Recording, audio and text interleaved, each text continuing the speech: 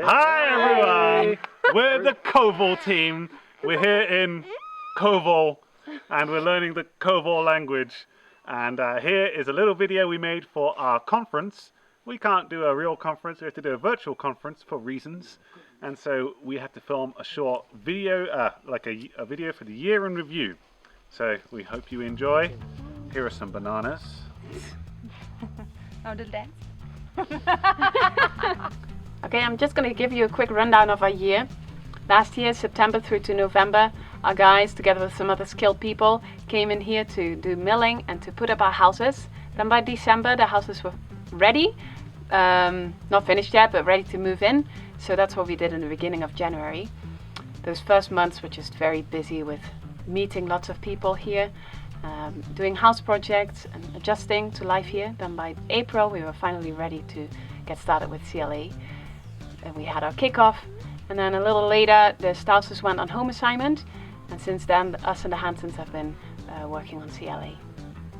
Milling took forever when you compare it with how fast our houses went up. Behind us throughout this whole time we had a wonderful support team from the missionaries here in Papua New Guinea. They helped us all along the way with the plans, with the building supplies. They provided vehicles for us. They took care of our families while we were away milling and building. There were also a couple other people involved. Rhett's dad was with us there for the whole time, and he was a major help through all the milling and building. We were blessed to have him here with us. And then there was also the German team of 4 guys that came for a few weeks. They had to split their time between milling and building. Milling was a constant frustration, even alongside the building, but building went really, really quickly. So the time had finally come for our full team to move into Kovol. The Stanleys, they were up first, so they got in early in the morning. Unfortunately, the clouds came in and blocked us and the Hansons, so we were just sort of stuck in Madang hoping things would open up. Eventually, it did open up, and Mike was nice and willing to stay the night, so we ended up getting there just before darkness fell. The Kovol people, they had a big party planned, and so the next morning they started butchering pigs. And they ended up like holding up big pieces of pigs and shouting out what they were called, so it became like an impromptu language learning session.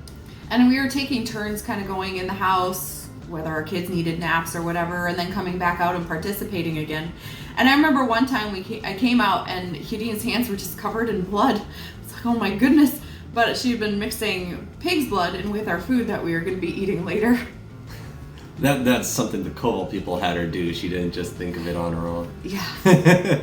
And the Kovol people, they were very generous. They kept bringing us garden food. However, our countertops just started filling up with these heaps of various vegetables, way more than we could possibly eat. It got a little bit stressful, actually, trying to figure out what to do with the huge quantities of food that they were giving to us. They were being so generous, and we just didn't know what to do with it all.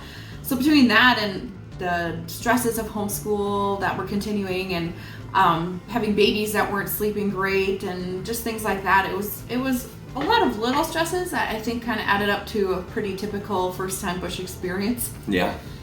After a few weeks, we were able to do an amamas to thank all the people for the work that they had put in for the house build. So that was a time where people came from all over the people group, and it just got very crowded.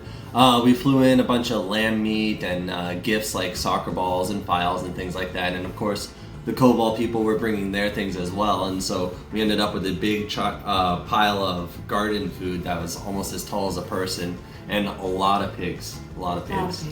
And yeah, there's a big party, and they just kept going through the night. We went to bed, but... Our goal is that there's a mature church one day that can stand on their own feet. To get there, we promise the Kovol people 4 things. First, we want to learn their culture and language. Second, we want to teach them to read and to write in their own language. Third, we want to translate the New Testament and chronological Old Testament portions of the Bible into their own language. And fourth, we want to teach them God's Word in their own language. Right now, we're in the middle of language learning, culture learning, and relationship building. This is really important so that one day they will hear God's Word in their own language and understand clearly the best message of the world. Yeah, and that's where we're in. It can, enough.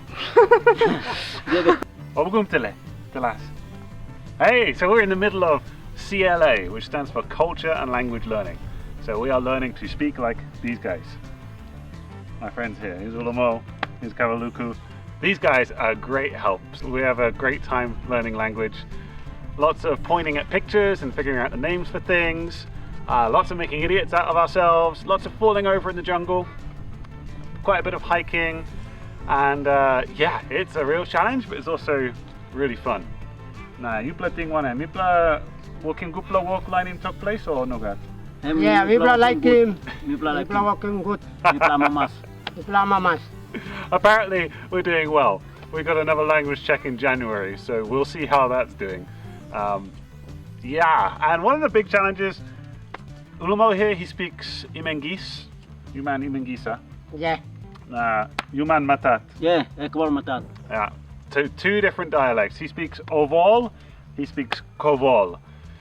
And we try our best to make the best of it, but it can be really confusing. And sometimes when speaking to this guy, I feel like I've gone down 2 steps because we're focusing on Imengis. But yeah, it's a lot of fun. Thanks for praying for us. So here it has been amazing to be working among the Kovol people, but also exhausting in many ways. We have to keep our eyes on Christ. We cannot allow the expectations and desires of other people, no matter how good they may be, to guide the work here. We have to keep turning to the Lord and trusting Him through it all, and allow the ultimate goal of clearly communicating the gospel to these people in their language to be the driving point of this whole work. So that means that sometimes we'll have visitors and we can greet them, but we won't be able to spend much time with them. Sometimes we'll have invitations that we have to turn down, though we would love to develop the relationship, it just doesn't work at the time. Sometimes there'll be medical cases and we have to tell them, sorry, we can't really help you there. You're gonna have to go to town or go to some other aid post or house sick. In all of this, we also realize that our wives will need to understand the language to invest in the women here. We as men won't be able to do that so well. And in order to do that, they also need to learn the language. And there are kids involved with no daycare or school or other forms of help. In all of this, we are working at balancing our time for the primary goal of sharing Christ with the people here. We are so blessed to have the Kovol people here who are so eager to teach us their own language. They are sometimes hanging out the whole day around our houses to just be available so we can learn their language. They also share their food with us, and yeah, it's just really fun to be with them. And they're becoming friends to us that we will miss when we leave this place, even when we go to the station. Yeah, there are lots of other blessings, like our co-workers, the support team, people who are praying for us, internet. We have internet right now. Most of the time we had it. Also, COVID is slowly spreading, so it hasn't. Yeah, we don't have to wear masks. Let's say it that way. Also, we have a garden with some tomatoes. We have awesome sunsets and lots of other fun things. And yeah, the biggest blessing is, of course, that we have God in us, and that He loves us, He helps us, and He is doing the work. He's just using us as His tool. So we can just relax, right? Because He is in control. You let go of your leaf now. So living and working here in Kovol is definitely a blessing. But there's some challenges too, of course. We do live at our workplace, so it can be difficult to find some rest sometimes. And people show up often unannounced, so we have to be very flexible. Another huge challenge is how we deal with medical problems that come our way. We feel like we can't ignore them, but at the same time it's not one of the 4 things we promised that we came here to do, so we're working through that still. Then also, since moving to PNG, I have felt like so rich, and that's quite difficult for me and for us all. We really would like to give more, but it's just that's not as easy as it seems.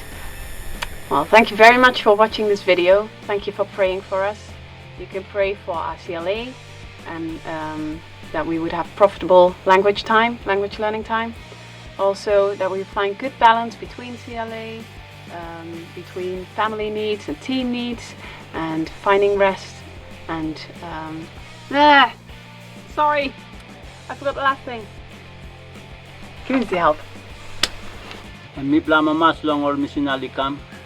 Il pla lukam now stop ante mi pla. Na one play mi go. Na two pla stop ante mi pla. Now kisim topless yet. Now lino finish. Now lukam mi play stop ante more. Na mi pla mamas na olikam stop ante mi pla. All pinsim talk now. Bian em by mi pla school. Em tasol em talk sabe misinali olikam stop ante mi.